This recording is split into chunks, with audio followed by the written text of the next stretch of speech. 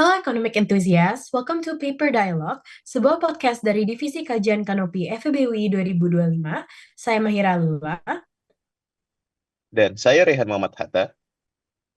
Kami akan menjadi host dari Paper Dialogue pertama pada tahun ini.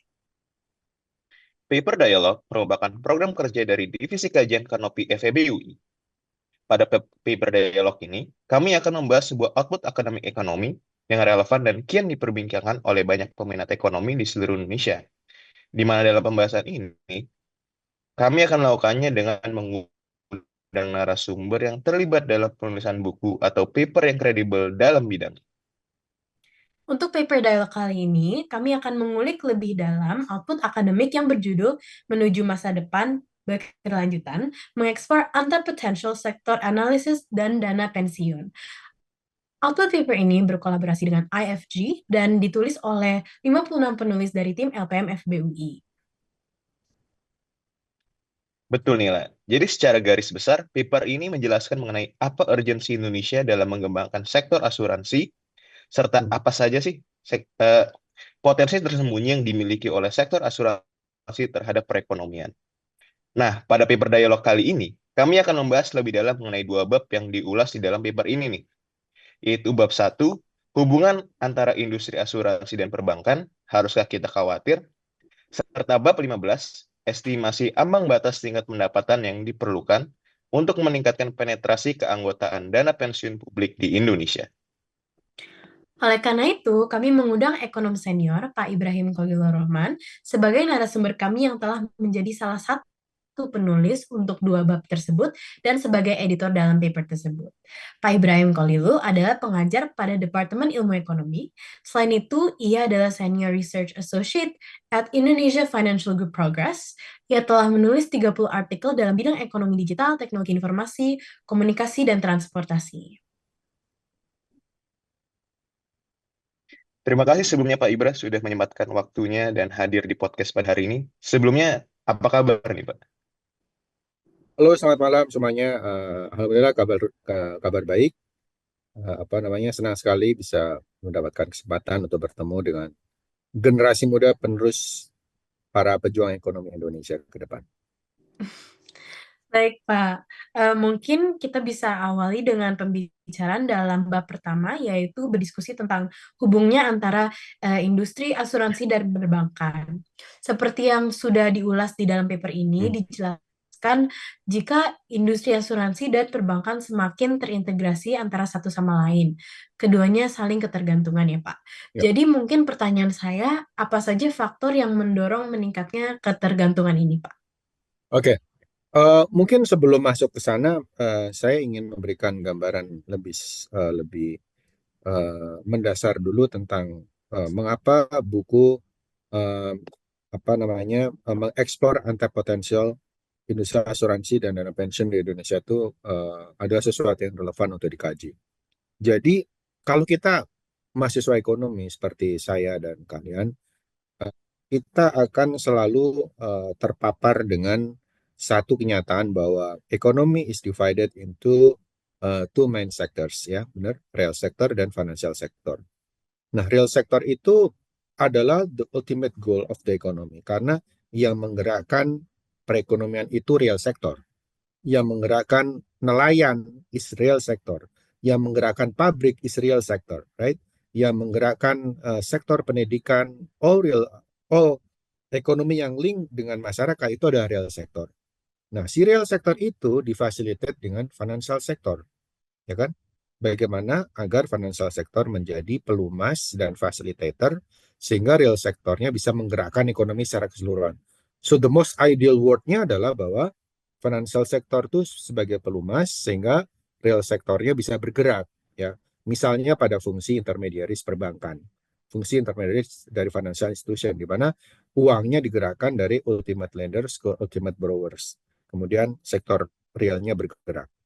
Nah, however, ya, and this is always interesting kalau kita ngomong nah, however-nya itu ada financial sector di luar perbankan, ya. Kita mayoritas anak ekonomi FEUI belajar financial sector itu secara deep di banking system. Makanya kalian belajar apa yang disebut dengan frictional banking system, ya kan? Kalau misalnya reserve requirement-nya tinggi, maka perekonomian tidak bergerak gitu karena kebanyakan uangnya disimpan. Nah, yang kita sangat kurang belajar adalah peranan dari non-bank financial institutions, terutama insurance dan pension funds.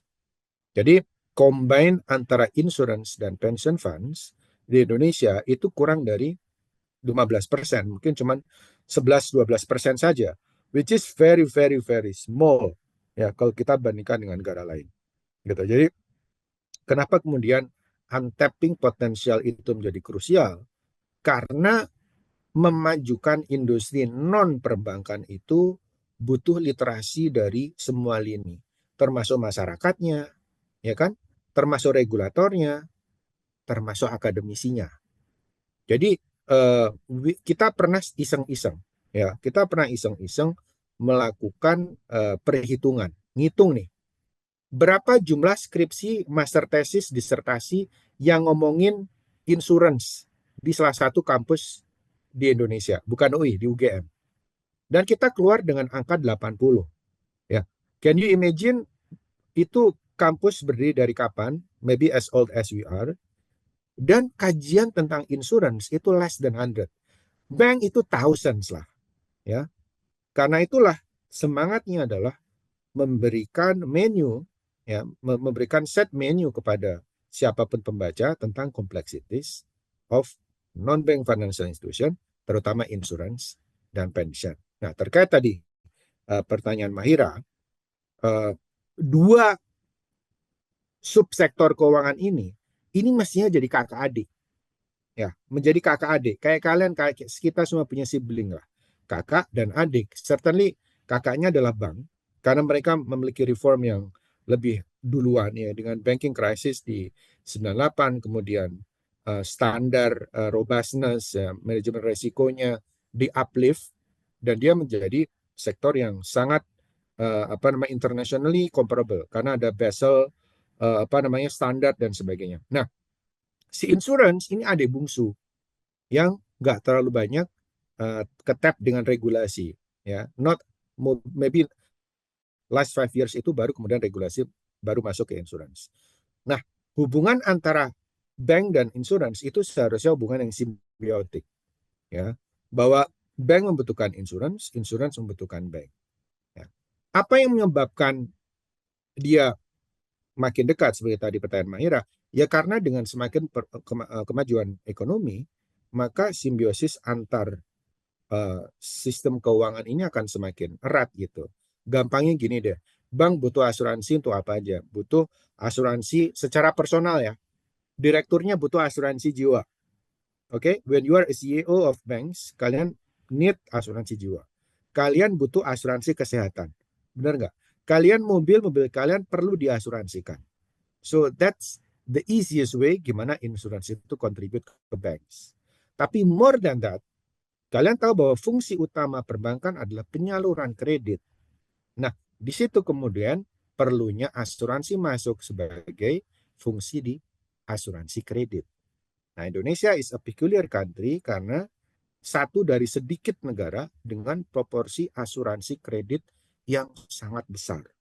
Nah, hubungan itu yang harus kita cermati karena not necessarily good.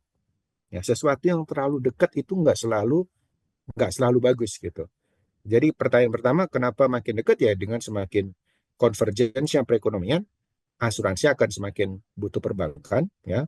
Asuransi butuh perbankan buat apa ya? Buat kredit, ya, buat working capital, buat investment dan sebagainya. Similarly, perbankan akan makin butuh asuransi. Mungkin itu jawaban pertama. Baik, Pak Ibra. Mungkin saya mau shift sedikit ke pertanyaan berikutnya nih. Tadi Pak Ibra sudah sedikit menyinggung bahwa peningkatan intensitas interdependensi antara sektor asuransi dan perbankan ini tidak not necessarily good. Kayak kalau Exactly. misalnya kita ngomong tentang independensi terutama di sektor keuangan selalu dapat memunculkan yang namanya bisa dibilang resiko sistemik gitu. Kayak kalau misalnya Ya, salah satu betul. sektor shutdown gitu akan bisa menyebabkan kayak semacam efek domino kan begitu Pak. Hmm. Terus mungkin pertanyaan dari saya adalah meningkatnya intensitas interdependensi ini antara sektor perbankan dan sektor asuransi ini, apakah perlu kita lihat secara positif atau negatif nih Pak terhadap perekonomian? Kira-kira dampaknya apa nih? Oke, very good question. Jadi dalam beberapa tahun terakhir, ya, asuransi ini, well, actually asuransi dan penjaminan ya, asuransi dan penjaminan itu mendapatkan mandat untuk menjadi buffer, terutama untuk program pemerintah yang disebut dengan kredit usaha rakyat. Pernah dengar ya? Kredit usaha rakyat itu adalah bagian, talking from economic point of view, ya, helicopter view, kredit usaha rakyat itu sebenarnya Keynesian approach, ya, di mana pemerintah melakukan banyak spending yang diharapkan dia akan menggerakkan ekonomi. Sekarang gini, ini kita interaktif ya. Kalau misalnya kamu tahu bahwa seseorang itu adalah unbanked, dia usaha kecil, dia unbanked, kira-kira market mau masuk nggak? Sulit mungkin sih, misalnya. Sulit, sulit kan? So that kita mengenal apa yang disebut dengan market failure, right? Karena ada market failure. Kenapa? Orang-orang itu kalau misalnya tidak di-tap dengan KUR, kalau dia tidak di-tap dengan KUR, likelihood mereka untuk punya akses ke commercial banking akan makin kecil atau terbatas. Karena itu, dari klasifikasi itu, mestinya kita pandang ini sebagai sebuah market failure. Ya kan? Nah, karena dia market failure, mestinya kita tahu bahwa ini akan sulit untuk profitable. Benar nggak? Ya, jelas saja. Kalau mereka profitable, pasti mereka masuknya ke commercial credit. Fact bahwa mereka memiliki kolateral sedikit, prospek yang sedikit, itulah kemudian mereka masuk dalam umbrella Keynesian government spending itu. Nah, di sini kemudian yang menjadi menjadi kompleksitiesnya. Karena apa? Karena di satu sisi mereka tuh bagian dari market failure. Tapi di sisi lain, ya, program ini dijalankan oleh commercial bank yang tidak boleh rugi. Paham ya? Nggak boleh rugi dong. BUMN nggak boleh rugi gitu. Jadi BUMN punya dua function, ada fungsi pembangunan, Universal Service Obligation, ada fungsi profitabilitas. Nah, sekarang pertanyaannya adalah kalau itu yang terjadi, apa yang dilakukan bank? Yang dilakukan bank adalah memastikan bahwa just in case that group of market failure customers itu nggak perform, harus ada gantinya dong. Harus ada yang membackup. Nah, itulah tugasnya asuransi kredit dan penjaminan kredit. Jadi, kita harus membackup sesuatu yang by design itu memang pada kelompok market failure gitu. Ini, makanya kalau tadi Rehananya bagus apa nggak bagus? Ya bagus, bagus as function of uh, apa namanya uh, public gitu ya, public goods gitu, as function of public goods. Jadi public goods ini almost in literal meaning loh. Nah, ini mungkin kalian harus punya nanti Kanopi coba lihat deh kajian tentang KUR lebih spesifik. Kenapa? Saya bilang almost public goods. Jadi KUR itu almost public goods karena dia falling under non-rival dan non-excludable. Kenapa? Karena at certain point jumlah yang harus disalurkan itu hampir 1 triliun per hari. Can you imagine? 1 triliun per hari. Nggak mungkin bank punya waktu untuk screen satu-satu tuh. Gitu kan? Makanya butuh asuransi kredit tadi sebagai backup agar if things happen, maka duitnya tetap bisa balik dari pembayaran klaim. Nah, kenapa saya bilang tadi ini harus diperhatikan? Karena somehow ya kalau kita melihat data Susenas ya, so I'm talking about data nih.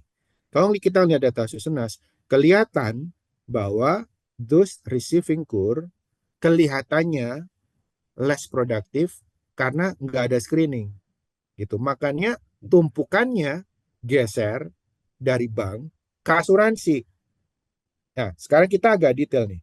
Makanya kalau kalian ngelihat neraca perbankan, kalian akan ngelihat NPL-nya rendah terus. Gitu ya. NPL-nya rendah terus. Dan NPL is gold standard in financial sector.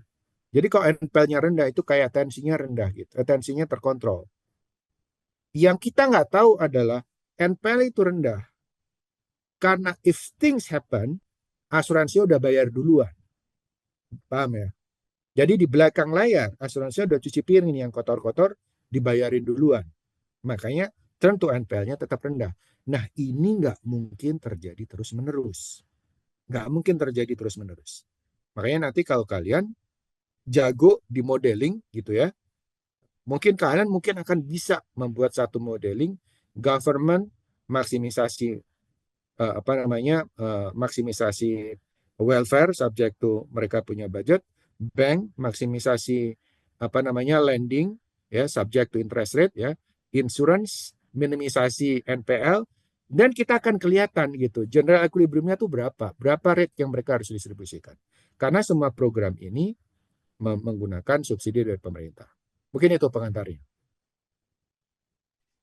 Baik Pak. Oke, mungkin cukup jelas ya tentang ada dua sisinya terhadap eh, terjadiannya risiko sistematik ini. Kan tadi Bapak juga bilang ya bahwa misalnya harus ada screening dan ada beberapa model yang mungkin kita bisa imajinasikan gitu sepertinya di sisi terhadap government atau pemerintah tuh harusnya bisa apa sih Pak seperti spending gitu. Nah mungkin karena sudah Bapak jelaskan tentang adanya risiko sistematik tadi, kira-kira apa ya yang bisa dilakukan oleh pemerintah selaku Hmm, regulator agar dapat meminimalisir terjadinya risiko sistematik tadi gitu, Pak. very good. Jadi yang satu solusi udah ya, udah. Jadi I think end of 2024 solusi masalah ini sudah selesai. Jadi gini teman-teman.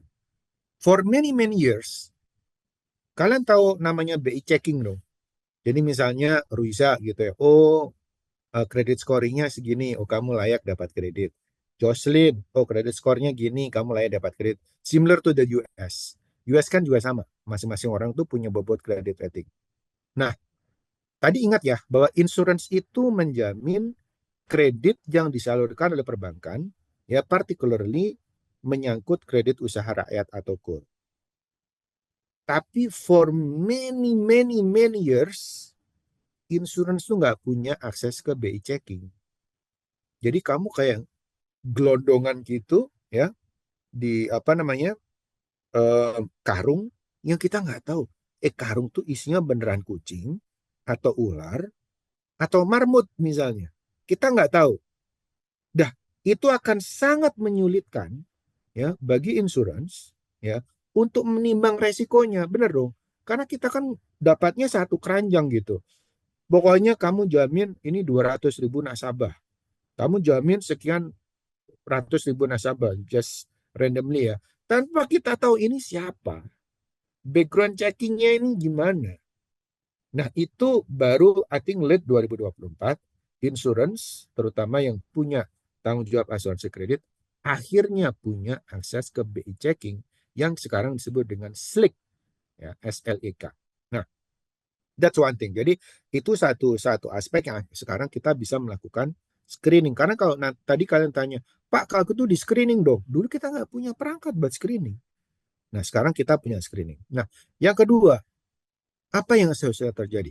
Seharusnya seperti yang tadi saya berikan. Jadi, pertama, kita harus sadar bahwa program pemerintah untuk menghidupkan ekonomi rakyat ini sifatnya adalah Keynesian multiplier.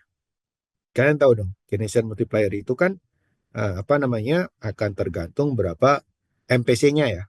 Kan Keynesian itu kan 1/1 min C dikali autonomous spending gitu. Jadi kalau makin berjalan ekonominya, makin makin banyak belanjanya, multipliernya akan makin gede. Istilahnya apa sih? Istilahnya government, in a way, government masih rela. Ini adalah bagian dari bagaimana menghidupkan perekonomian pada grassroots, terutama di era COVID, ya, ada scaring effect, ya, masyarakat masih belum sepenuhnya pulih gitu ya. Jadi pertama kita harus sadar bahwa ini adalah Keynesian. Ya, Keynesian itu ya apa namanya, kita meningkatkan G sebagai bagian dari PDB CIGNX yang harapannya dia akan menggerakkan ekonomi. Jadi ya jangan dihitung-hitung kayak siapa pinjam komersial kredit gitu loh. Ya enggak? Karena dari inisialnya aja, ini part of public goods, public service, ya, dalam ekonomi public goods, plus market failure. Makanya sekarang apa yang harus dilakukan? Karena ini adalah subsidized program from the government dan bersubsidi, ya, subsidized program, maka harus ada distribusi dari subsidi ini larinya kemana. Bank of course harus dikasih karena dia akan mendapatkan rate yang lebih rendah otherwise, right? Kan dia harus nyalurin. Jadi ini kredit usaha rakyat ini bukan duitnya pemerintah, ini duitnya bank, tapi dia mendapatkan skema interest rate yang disubsidi oleh pemerintah. Nah sekarang asuransinya juga harus disubsidi dong. Orang dia yang menanggung resiko, benar nggak? Nah mekanisme dalam bahasa ekonominya general equilibrium model ini belum terjadi. Jadi nanti Kanopi kalau mau, kalau ada yang jago bikin CGE, Computable General Equilibrium, mungkin kalian bisa tahu sebenarnya berapa optimal rate yang harus didapatkan oleh banks, insurance, dan masyarakat. Yang dengan itu memaksimumkan welfare untuk seluruh stakeholders. Nah itu mungkin apa namanya, hal apa yang harus dilakukan oleh regulator. Baik, Pak. Mungkin berikutnya kami ingin shift pembahasannya sedikit ke bab 15 yang mengulas mengenai estimasi ambang batas tingkat pendapatan yang diperlukan untuk meningkatkan penetrasi keanggotaan dana pensiun publik di Indonesia. Jadi kalau misalnya kita baca bab ini kan, bab ini Ya, cukup menjelaskan ya mengenai apa aja sih urgensi peningkatan jumlah kepemilikan dana pensiun di Indonesia nih. Yang kalau di papernya ini dijelaskan bahwa periode rentang bonus demografi kita kan tinggal sedikit ya, hmm, hmm. di mana kita sebentar lagi menghadapi aging population. Mungkin bisa sedikit dijelaskan nih Pak, seberapa penting sih peran industri asuransi dalam menghadapi fenomena aging population ini, dan mengapa peningkatan kepemilikan asuransi ini menjadi penting Pak dalam menghadapi fenomena ini? Ya. Jadi orang kan nggak sepenuhnya produktif ya, bener nggak? Uh, I saya masih ingat, kayak masih nggak lama gitu ya. Saya dikumpulin atau kita dikumpulin di balairo atau di auditorium gitu ya. Kemudian pembicara whoever, mungkin Pak Hatip Basri atau Pak Faisal Basri gitu ya, selalu bilang kalian generasi muda.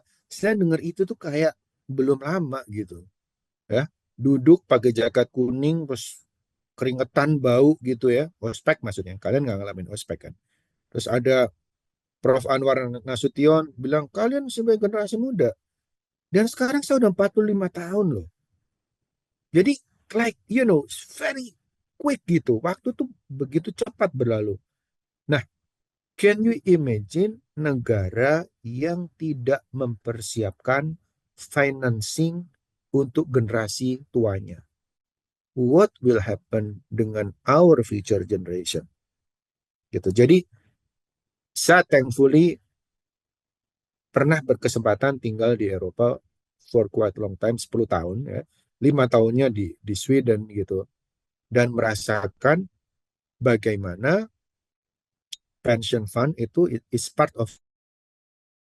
Jadi orang-orang yang usianya elderly itu masih mereka bisa produktif karena kesehatan terjaga, ya, of course kesehatan mereka gratis, anytime mereka medical check up misalnya, sehingga umur 70 tahun kerjanya pelesir, ya. Kalau orang Swedia tuh paling senang ke Bangkok gitu, ke Thailand dan sebagainya. Kita mungkin nggak punya privilege, most of us. Of course sekarang dengan pendidikan yang makin maju, orang makin ngerti gunanya untuk menabung dan mengisikan pendapatan. Intertemporal consumption lah ya. Jadi pendapatan nggak semuanya dimakan sekarang, pendapatan nggak semuanya dibelanjakan sekarang. Nah, tapi for majority of people, kita itu adalah negara dengan coverage yang sangat rendah. Jadi proporsi penduduk yang punya dana pensiun itu sangat rendah. Jadi di dana pensiun kita ada dua problem. Satu adalah coverage. Jadi coverage kita itu mungkin sekitar 38% hitungan AFG Progress ya. Ya, let's say 40% dari pekerja formal saat ini punya dana pensiun. Ya. Kemudian yang kedua adalah kontribusi. Jadi berapa besar pendapatan yang disimpan. Itu juga kita juga cukup rendah. Kita di bawah 10%.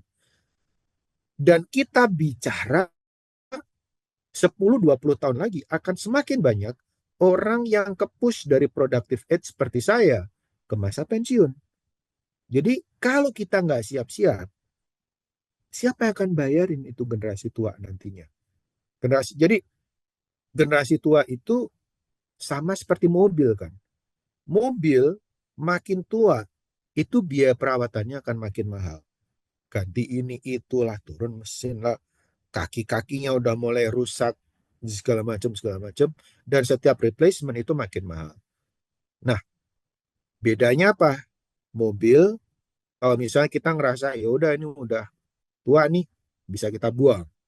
Orang nggak bisa kita buang. Gimana manusiawi kita? Karena itu menyiapkan suatu negara terhadap kebutuhan pembiayaan masa depan itu amat sangat penting. Ya, jadi karena itu program-program di TV, di sosial media gitu ya, di TikTok itu sudah harus mulai menyadarkan generasi yang sekarang masih produktif bahwa kamu nggak cuma hidup di saat ini. Nah, jeleknya apa? Kita terekspos dengan semua yang sifatnya spending. Ya liburan lah, ya nyobain restoran baru lah, yang staycation lah gitu ya. Tanpa adanya enough information terhadap betapa tidak siapnya kita terhadap pembiayaan masa depan. Mungkin itu, Rehan. Baik, Pak. Mungkin saya mau sedikit kulik lebih dalam lagi nih, Pak. Ya, Tadi kan Bapak sudah sedikit menjelaskan urgensinya, kenapa sih harus meningkatkan jumlah dana pensiun ini. Saya mungkin mau kulik lebih. Salah satu bahayanya mungkin dari adanya dana pensiun ini kan, sekarang ini cukup ramai permasalahan sandwich generation, nih, Pak. ya, Gimana ya. masyarakat-masyarakat muda itu yang apa jumlah pendapatannya mungkin nggak gede-gede banget, tapi dia karena orang tuanya tidak punya dana pensiun, terus kemudian ya masih punya adik gitu, dia dia pada akhirnya perlu membiayai dua sisi, orang tuanya serta Hmm, adiknya hmm. gitu. Eh, Kalau misalnya secara kita lihat dari perekonomian nih, eh, fenomena sandwich generation nih, kalau tidak adanya dana pensiun nih, kira-kira apa Pak dampaknya Pak? Secara negatif Pak? Ya, ya of course Hmm. dampak negatifnya, um, wage earner nggak bisa fully exploit potensial benefit dari uang yang dia dapatkan. Ya, jadi kan uang yang kita dapatkan itu kan selalu punya opportunity cost ya. Ini pelajaran pengantar ekonomi nih. Ya, misalnya, ya, put aside social norm, put aside religion, put aside apa namanya values gitu ya. Apa namanya ya of course kalau bantu orang lain kan ibadah ya, that's something kita nggak bisa debat gitu ya. Bantu orang lain, kalian yang apa namanya yang belajar even di ekonomi kan juga ada behavioral economics, right? Bahwa utility seseorang itu nggak cuman level of their own consumption, tapi juga seberapa besar dia bisa membantu orang lain. Ya biasanya dikenal dengan apa namanya altruisme, ya kan? Jadi kalau kita belajar standar ekonomi biasa, utilitas kita sama dengan X1, X2, badan konsumsi yang kita kita miliki, sekarang ada whatever consumption orang lain. Ya. Bahwa itu di behavioral economics pun dikenal gitu. Bantuin orang itu meningkatkan utilitas. Right. Tapi bagaimanapun, suka nggak suka, ya, sandwich generation itu juga menciptakan value of money yang lebih sedikit untuk wage earner. Mau nggak mau. Misalnya nih, eh, misalnya seseorang harus menanggung orang tua dan adiknya yang masih sekolah, gitu ya. Akhirnya apa? Akhirnya mestinya dia bisa les untuk IELTS, dia nggak ada kesempatan untuk itu. Mestinya dia udah mulai les untuk GMAT misalnya, dia nggak punya kesempatan untuk itu. Mestinya dia bisa, let's say, mengeksplor negara lain dari tabungan yang dia miliki, dia harus mengurungkan niat itu. Jadi semua proses yang sifatnya untuk mengeksplor, exploring knowledge ya, dengan uang atau dengan apa namanya tabungan yang dimiliki jadi berkurang gitu. Jadi potensial dari orang yang bersangkutan itu akan berkurang, bener nggak? Jadi mestinya dia bisa belajar bahasa Mandarin, mungkin dia bisa belajar bahasa Spanyol, ya biar bisa ngomong hablo Espanyol misalnya ya, itu jadi nggak bisa. Jadi kalau kita ngomong dimensi moral, sosial, agama, ya siapapun yang berada di posisi itu ya harus menerima gitu. That's part of responsibility gitu. Ya kan, dengan semaksimal yang dia bisa, ya. Eh, dan kalau kita masukkan kaidah keagamaan, ya bantu orang lain tuh nggak mungkin, nggak pernah rugi lah. Tapi di sisi lain, ya, kita juga diajari positive economics. Akhirnya value of money buat dia akan berkurang gitu. Jadi ya gitu, Rehan, apa namanya, uh, ya kita harus berusaha untuk mencari sisi positifnya, walaupun at face value, ya, benefitnya akan berkurang. Dan ini berpengaruh pada jangka panjang loh, ya. Kenapa kemudian mahasiswa Indonesia di luar negeri itu butuh waktu lama sekali, on average, untuk bisa aktif di kelas, oke? Okay? Untuk bisa aktif di organisasi, dibandingkan dengan let's say peers dari Filipina atau Malaysia. Karena kita nggak confidence, kita nggak biasa bahasa Inggris, kita nggak biasa berinteraksi. Perasaan pas di rumah bahasa Inggrisnya lancar, ketemu sama temannya dari Amerika langsung bluk gitu, langsung hilang. Nah, aspek-aspek itu yang membuat potensial dari seseorang itu akan berkurang karena apa? Karena apa namanya, modal dia untuk bisa mengeksplor itu tadi saya bilang itu berkurang karena dia harus menjadi sandwich generation. Itu mungkin respon saya. Oke, baik Pak. Mungkin tadi lumayan cukup jelas ya terhadap bagaimana ada relasinya terhadap produktivitas dan tadi yang Bapak bilang sandwich generation itu. Dan mungkin dengan dua isu yang tadi Bapak bahas ya tentang coverage dan kontribusi terhadap pendapatan, mungkin kami cukup tertarik nih untuk kulik lagi mengenai masih minimnya masyarakat Indonesia yang memiliki dana pensiun gitu kan ya Pak. Dan tadi beberapa example yang Bapak berikan, tapi dari mana data yang diperoleh dari OJK itu pada tahun Hmm. 2022 kan hanya 2,03% masyarakat Indonesia ya yang terdaftar sebagai peserta dana pensiun. Nah, mungkin sebelum itu Pak, kami mau nanya kira-kira apa saja faktor utama rendahnya masyarakat Indonesia terdaftar sebagai peserta dana pensiun Ya, ini gitu. ya tentu saja lot lot of lot of many factors, ya, baik baik dari sisi demand dan supply-nya. Misalnya, uh, pertama ya, dana pensiun itu nggak cuma BPJS TK loh.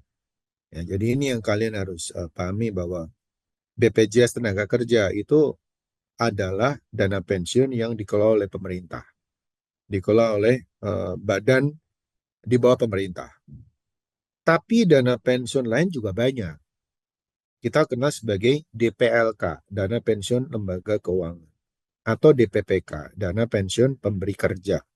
Jadi nanti kalau kalian kerja di luar BPJS TK, mohon maaf ya, BPJS TK kan kecil banget yang diambil dari income kita. Jadi mungkin kali tahun pun ngecek saldo BPJS TK, oh kok segini ya, gitu.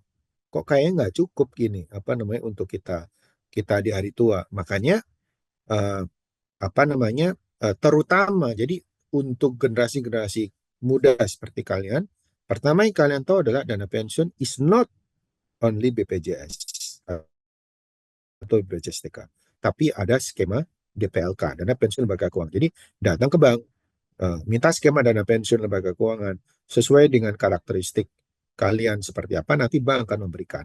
Walaupun biasanya dia kumpulan gitu ya. Misalnya kamu kerja di, I don't know, company gitu, company-nya kemudian mengajukan minta penawaran dana pensiun untuk seluruh karyawannya.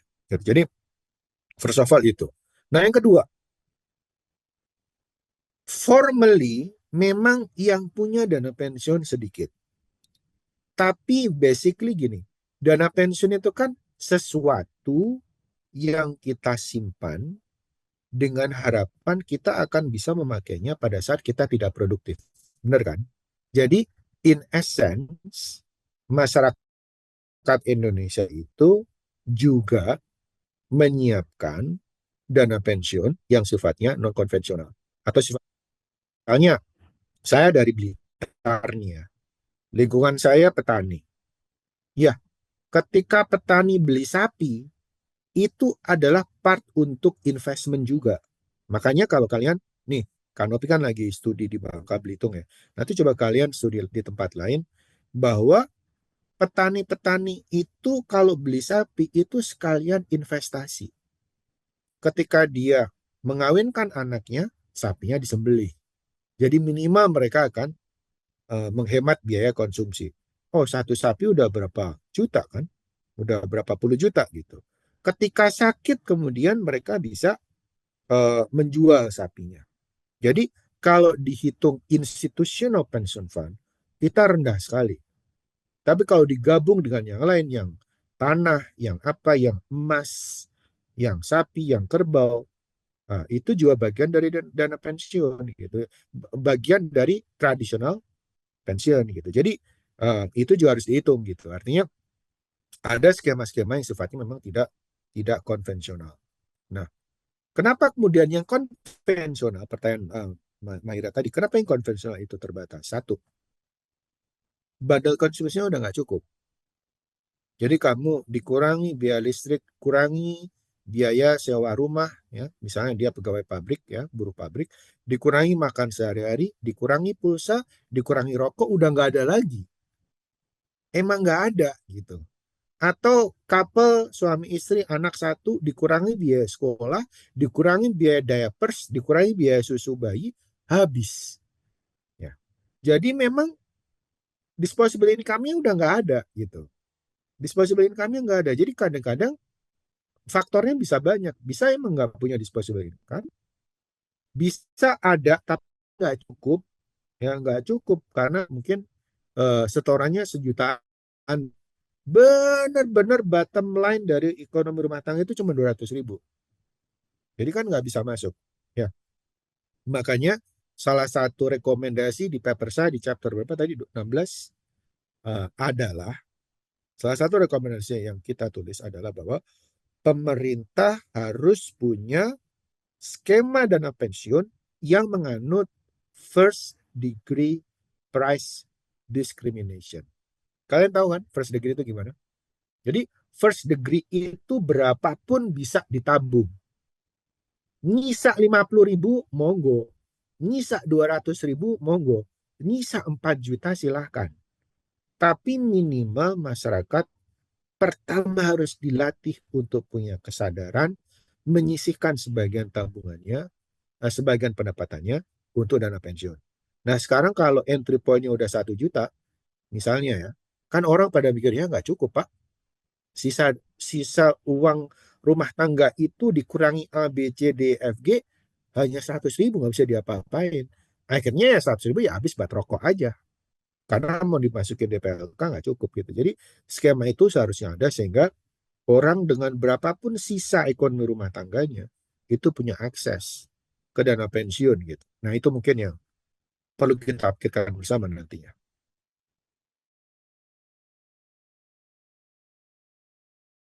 Baik, Pak. Mungkin saya juga mau sedikit kulik lebih dalam lagi nih faktor-faktor. Jadi salah satu faktor utamanya kan eh, orang Indonesia itu yang Bapak bilang tadi consumption bundle-nya nggak cukup ya buat memenuhi biaya asuransi tadi.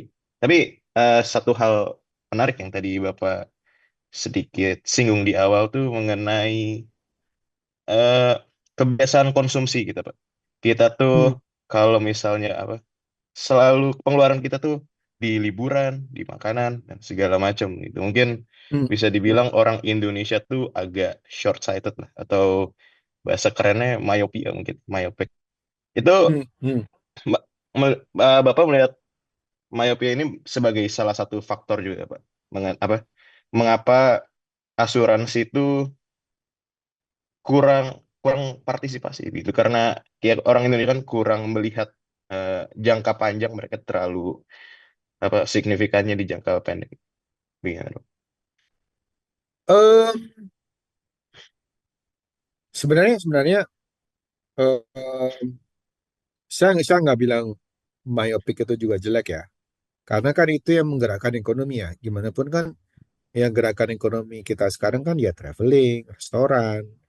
Ya, kalau kita lihat data dari Google Temasek misalnya, yang paling banyak ya makanan, minuman, sama rekreasi.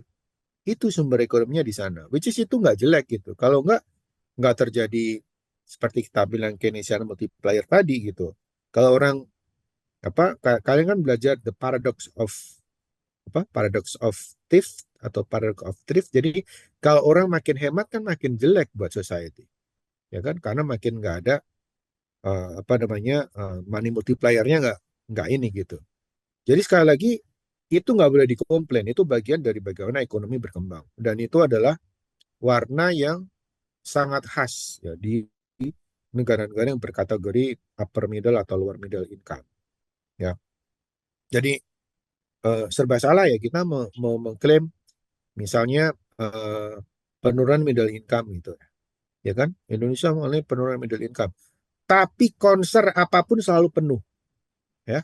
Mau konser Kahitna Dewa 19, konser apa namanya, saya nggak tahu Ariana Grande pernah nggak ke sini.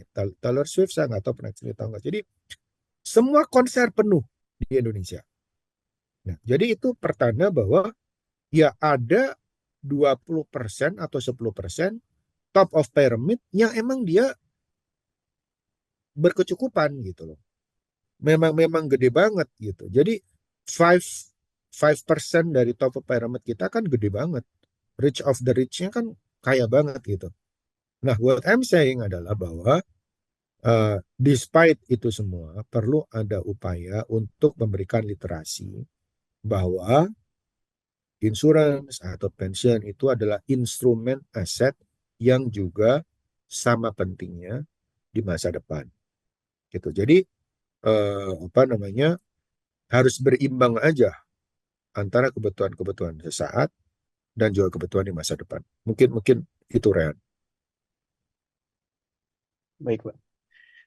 Mungkin juga satu hal yang cukup menarik di ulas ya mengenai di bab ini kan tim AFG dan PMI mau coba estimasi nih berapa jumlah peningkatan pendapatan dibutuhkan supaya eh, ya partisipasi asuransi dana pensiun ini meningkat. Ya, ya, ya, Eh, Mungkin selain rekomendasi Bapak tadi mengenai first degree price discrimination untuk sektor asuransi, kira-kira ada rekomendasi lainnya nggak? Mungkin bisa dari, ya tadi kan Bapak di awal sudah bilang kalau hmm, sektor keuangan nih eh, merupakan pelumas dari sektor real.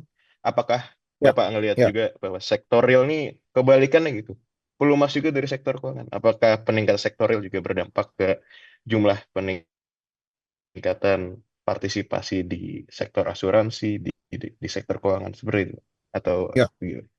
Saya baru tadi pagi mendengarkan economic outlook ya dari senior kita ya Chief Economist-nya Bank Mandiri Pak Andri Asmoro ya. Menarik bahwa driver utama dari dana pihak ketiga atau DPK sekarang ini lebih banyak korporasi daripada, jadi kapan kapan hari gitu saya lupa ya, direkturnya BCA itu sharing bahwa masyarakat udah mulai mantap sekarang. Tahu ya mantap ya? Makan tabungan.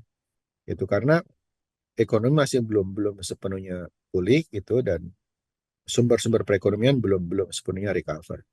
Nah, dengan demikian ya teman-teman ya, ya buru-buru ngomongin asuransi, buru-buru ngomongin dana pensiun gitu. Jadi sekarang masing-masing akan fokus di kebutuhan saat ini.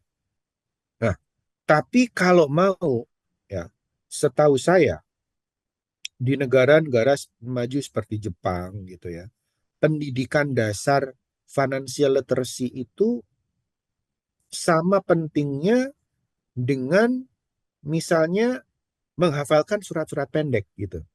Ya kan? Kalau anak TK sekarang di Indonesia misalnya masuk TK Islam kan hafalan surat gitu ya atau hafalan lagu gitu. Nah, itu mungkin yang reform ke depan juga harus dilakukan. Jadi bagaimana dari kecil tuh kita udah melek financial literacy. Apa gunanya menabung? Apa gunanya menyisihkan apa namanya pendapatan tidak dihabiskan sekarang gitu ya? Apa gunanya punya instrumen yang lain-lain. Jadi nanti semakin tinggi tingkat pendidikan formal, orang makin kenal ya aset investasi yang dibutuhkan di masa depan. Jadi solusi selanjutnya yang lebih struktural adalah mengenalkan financial literacy itu dari awal sekali sehingga masyarakat tahu betul punya kedewasaan dalam mengelola aset mereka. Mungkin mungkin itu Rehan. Oke, baik. Terima kasih banyak ya Pak Ibra. Mungkin Yap, so far ini diskusi yang sangat insightful dan substantif perihal pentingnya industri asuransi dan dana pensiun di Indonesia. Mungkin kalau misalnya saya tadi bisa rangkum, menurut saya it's a great ending ya. Bapak membahas tentang adanya financial literacy gitu, di mana balik dengan semua ada isu atau misalnya faktor-faktor yang menghadapi terhadap industri asuransi atau dana pensiun itu sebenarnya harus dibiasakan gitu ya, mungkin dari dulu dan beberapa generasi-generasi yang tadi Bapak juga bahas, mereka juga menjadi implikasi yang sangat penting gitu terhadap reaksinya terhadap spending atau apa yang bisa regulator dan pemerintah lakukan gitu terhadap behavior mereka gitu ya. yap. Mungkin untuk Hatta. Baik, Pak. Mungkin sebagai penutup, kira-kira Pak Ibra ada nggak pesan terakhir bagi penonton serta pendengar kita nih, Pak? Ya, pesan terakhir adalah bahwa eh, buat terutama buat para ekonom ya, don't underestimate non-bank financial institutions. Jadi mungkin bayangannya kalau lulus fakultas ekonomi kerja di bank, jadi bankers gitu ya. I think insurance and pension fund is also very interesting area. Kenapa? Karena insurance dan pension fund itu ada fungsi-fungsi yang sangat membutuhkan peran ekonom, terutama terkait dengan investasi misalnya. Jadi kalian semua akan bisa berkontribusi besar pada pembangunan ya di industri yang di Indonesia masih belum sepenuhnya berkembang. Jadi kalau misalnya kalian di Perancis gitu ya, Perancis itu perusahaan-perusahaan dana pensiun yang punya bank. Jadi bank is owned by pension company. Di Indonesia kebalikannya, dana pensiun itu kecil banget subset dari bank gitu. Jadi I think ini adalah apa namanya peran ke depan di mana ekonom can contribute further ya sehingga nggak cuma industri keuangan perbankan tapi yang non perbankan juga berkembang. Nah, for the general public ya tentu sebagai penutup apa namanya saya selalu bilang apa namanya even perbankan pun membutuhkan reform yang luar biasa sampai akhirnya menjadi apa namanya menjadi industri keuangan yang sangat dikenal oleh masyarakat. Ya, mungkin orang tahunya ada Pakto 88 buat kalian belajar ekonomi perbankan, di mana liberalisasi, kemudian izin. Tapi jangan lupa perbankan itu dipopulerkan oleh Titik Puspa, Tante Titik Puspa, yang menyuruh semua anak menabung. Jadi sejak kecil lagu menabung itu adalah lagu yang kita nyanyikan di TK. Jadi kalau kita punya duit, udah mulai kerja, pasti ke bank. Karena tahu ya, menabung dapat untung gitu kan, lagunya kayak gitu. Asuransi nggak ada yang ngajarin. Dana pensiun nggak ada yang ngajarin. Ya, Raffi Ahmad nggak ngajarin. Nah, kita Slavina nggak ngajarin, harus belajar sendiri. Jadi, this industry needs all collaboration dari seluruh stakeholders kalau mau maju. Kenapa? Karena idealnya among financial sector antara bank, capital market, pensiun, dana pensiun, asuransi itu share-nya nggak boleh jauh. Di Indonesia banknya hampir 60% dari PDB, asuransi dana pensiun 10%. Ya how can you expect gitu ya.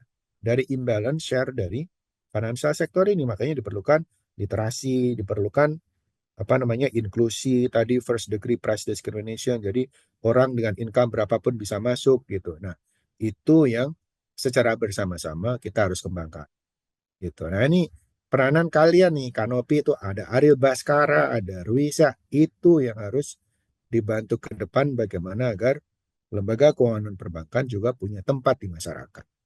Mungkin itu. Oke, Pak. Thank you so much and very duly noted. Wah, tidak terasa ya kita sudah sampai di penghujung episode ini. Menarik sekali diskusinya ya Pak. Dan mungkin Pak Ibra yang mewakili segenap Kanopi FEBUI, kami mengucapkan terima kasih yang sebesar-besarnya atas kesediaan Pak Ibra untuk hadir sebagai pembicara dalam Paper Dialogue episode ini. Ya, Semoga Pak Ibra dan keluarganya senantiasa berada dalam berkat dan lindungan Tuhan serta diberi kesehatan ya Pak. Dan dari sini episode pertama pada Paper Dialogue tahun ini sudah selesai. Dan untuk mendengar lebih banyak diskusi mengenai isu-isu ekonomi, jangan lupa subscribe ke Kanopi On Air di Spotify, YouTube, Google Podcast, dan platform lain-lainnya. Saya Mahira Lula. Dan saya Rehan Muhammad Hatta. Thank you for listening. See you in the next Paper Dialogue. bye-bye, thank you semuanya. Terima kasih. Ya, terima kasih banyak Terima kasih Pak banyak. Ibrahim. Bye. Thank you semuanya.